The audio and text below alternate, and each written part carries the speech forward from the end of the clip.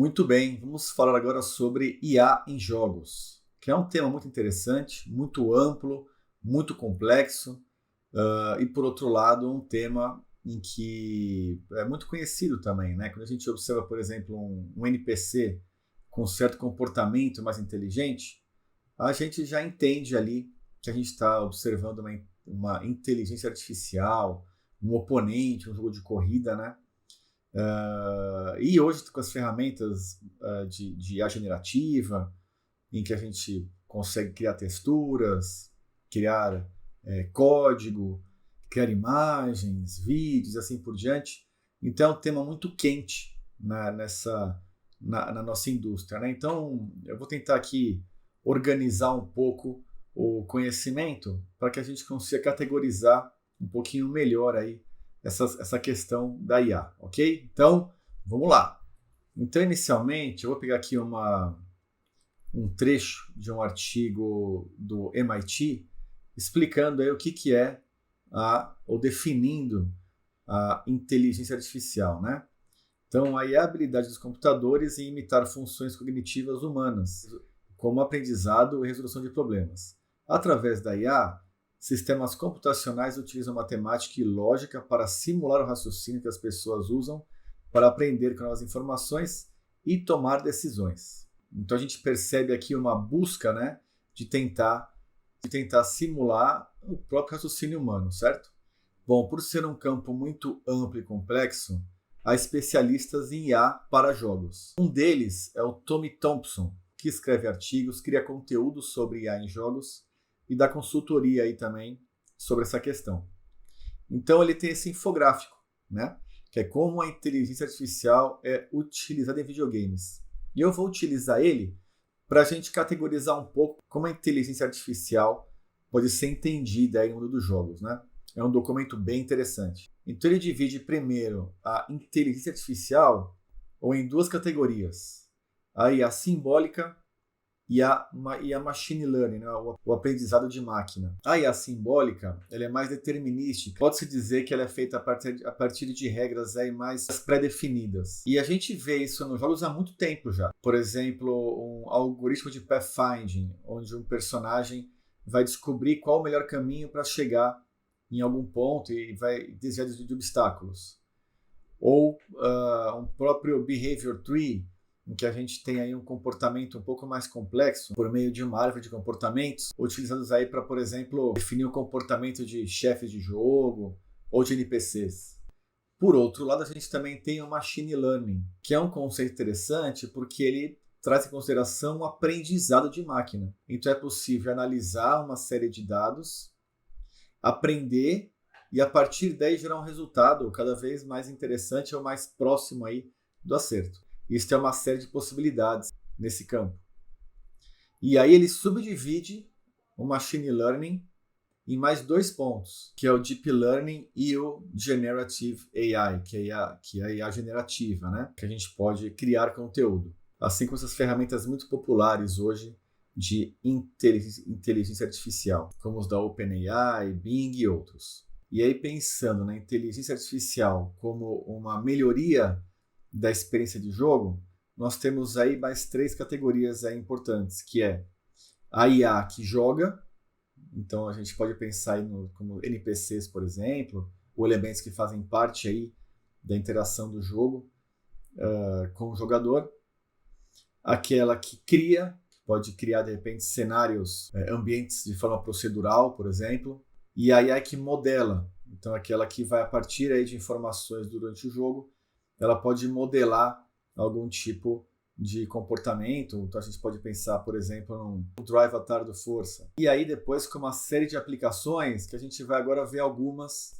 mas que depois você pode pesquisar e entender um pouco mais sobre cada uma delas. Então dentro dessas possibilidades, né, da IA que joga, a gente pode pensar no sistema, por exemplo, Nemesis do Shadow of Mordor, em que você tem encontros aí com os inimigos, eles vão lembrar dos combates que você teve com eles, e além disso você vai moldando, né, toda essa relação com os inimigos de acordo com o que você vai jogando o jogo, né? Então você vai os inimigos eles vão mudando de patente, ficando mais fortes, eles conversam com você de forma diferente, depende de como foi as experiências passadas. Então é um sistema bem interessante e que serve de exemplo aí de como a IA pode ser utilizada em jogos para melhorar a experiência do jogador, certo? Um outro exemplo é o do Alien Isolation, em que existe um behavior tree, ou seja, uma árvore de comportamentos para o alien, que gera aí um comportamento muito crível do alien, porque você realmente se sente que está sendo caçado, que ele está ali à espreita, que ele está te procurando, que de acordo com a questão do ambiente, né, inclusive se o jogador em si ele está num momento de baixa tensão, então o alien se aproxima para aumentar a tensão naquele momento e para deixar a experiência do jogo mais interessante. Um outro exemplo que a gente pode citar também é do Left 4 Dead, que existe essa IA que é um diretor que você não vê, mas ele fica sempre observando a experiência do jogador. Então ele pode decidir ali aumentar o pace do jogo, colocando mais inimigos, por exemplo, aumentando ou diminuindo a velocidade para deixar o jogo mais agradável aí para os jogadores. Então esse é um aspecto interessante da IA em jogos, né?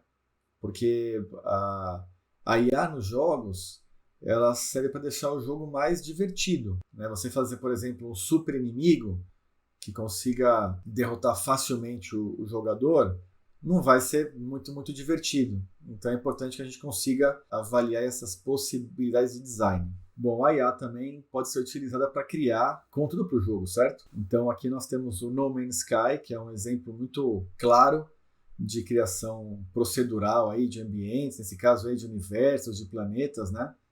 Que são assim praticamente infinitos, e tudo isso é feito por meio de regras e decisões aí que o próprio algoritmo aí vai decidir para criar ambientes variados, né, combinações novas, para que você sempre tenha a impressão de estar em algum lugar que seja interessante, que tenha a impressão de novo, mas que ainda assim pareça do mesmo universo, né, o universo do jogo. Bom, o Força introduziu o conceito dos Drivatars, né, que utiliza aí machine learning para entender como você usa o carro e aí aprender com isso, gerar um modelo seu para que ele crie um Drivatar, né, que seria um avatar do piloto seu, para que ele possa competir quando você não estiver presente. Então ele vai ali criar um modelo das suas preferências, de como você, de repente, do seu comportamento na pista, sendo ele bom ou sendo ele ruim também, né? Ele vai tentar repetir os seus erros e seus acertos para deixar a experiência ainda mais realista, mais interessante e mais imersiva. Então é uma outra forma aí também de trabalhar com inteligência artificial dentro dos jogos. Um outro uso bem interessante do machine learning é no jogo Fortnite.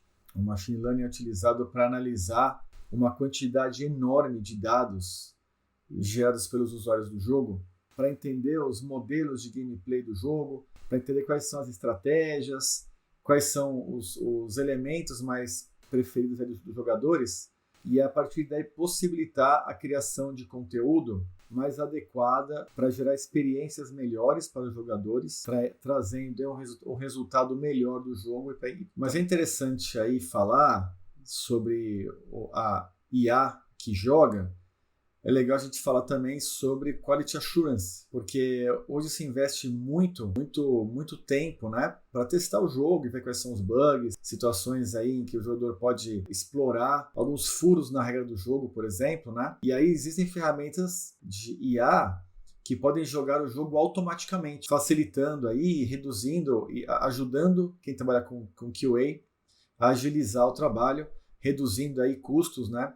E fazendo um trabalho melhor e mais otimizado também. Bom, e no caso das IA generativas, nós temos aí diversas ferramentas sendo criadas, né? Tanto pelas engines de jogos, quanto também por outras empresas, para fazer, por exemplo, imagens, trechos aí de código.